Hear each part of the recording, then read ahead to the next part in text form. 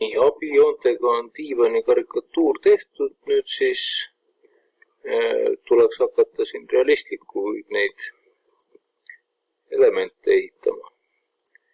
Tavaliselt ma teen seda nullkihi peale nii. Esimene asi, et ma saaksin nüüd siia istumis alla raami teha, siis ma pean panema koordinaadid.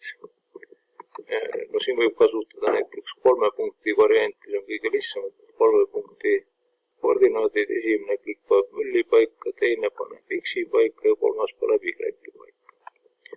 Nii, ja nüüd saab selle pinna peale joonistada siis kontrollin, et dünaamiline koordinaatistik oleks väljas ja saab joonistada siia jah, äkki niipidi tuleb. Ei, niipidi ka ei tule. Ma pean selle joone siis ikka kopeerima teisele poole kaasa. Siis ma pean paremini siit kinni napsata. Nii, ristkülg, siit siia, offset, 95 näiteks. Teeme siis selle raami jaoks alguse ära. Nii, nüüd ma separeerin, isoleerin selle raami ära, et mul oleks mugav töötada. Ja kasutades siis pressipulli, vajutan siia, nii, dünaamiline koordinaatistik tuleks süsse vägisi ja vajutan täis 45 sügavuseks. Ja pressipulli ma kasutasin selleks, et need jääks alles, need ristkülikud, aga et ma neid ristkülikuid saaks selekteerida, siis ma pean orderiga saatma selle raami taha. Nii, nüüd ma pean koordinaate keerama siis ümber Y-telje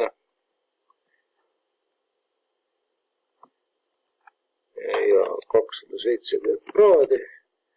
Nii, nüüd on tööpind niimoodi, nagu ma tahan. Ja kui ma tahan nüüd seda tööpinda näha, siis nüüd on mõistlik kasutada seda navigeerimise ratast. Võtta siit top view. Nii. Keeras nii nagu X ja Y pandaks. Ja ma saan siia joonistada siis oma suva järgi. Nüüd selle, mismoodi ma kujutan ette, et see madratsi serv võiks välja näha. Et muidu ma võiks ju kasutada ka filleti käsku, aga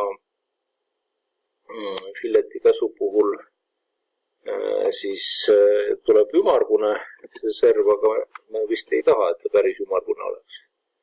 Nii, juba läks mul 10, 100 asemel, ma tahtsin 100 panna. Nii. Porolooni paksus, ütleme siin mingi 100. Ja lähen nüüd kaare peale üle. Teen siis siukse kaare nüüd, mida ma saan veel jätkata natukene, et ta ei ole veel lõplik kaar. Niimoodi näiteks. No, tundub sellise mõnusa madratsi servana. Ja selle madratsi serva,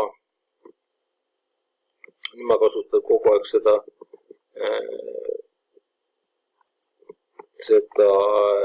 navigeerimisratast, sest ma ei taha, et koordinaadid paigast ära läheks. Ja selle madratsi servale, sellele ma teen nüüd sweepi, võtan siis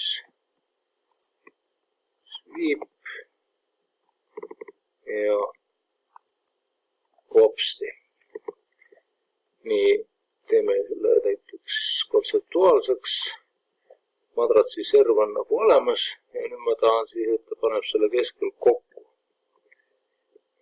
Nii, selle telje, selle telje, selle telje ja selle telje. Vaatame, kas ta oskab selle mul siis selle patšiga kokku panna. Nii. No, panen enter ka. Vaatame siis, kuidas see välja näeb.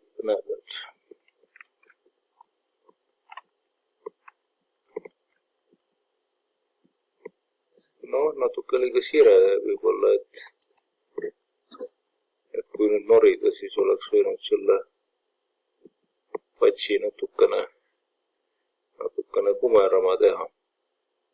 Aga ma ei hakka praegu selle kallal siis siin norima. nii-öelda kaamera varjus, ma teen selle uuesti praegu, ma tahtsin lihtsalt näidata, mismoodi siis töötab.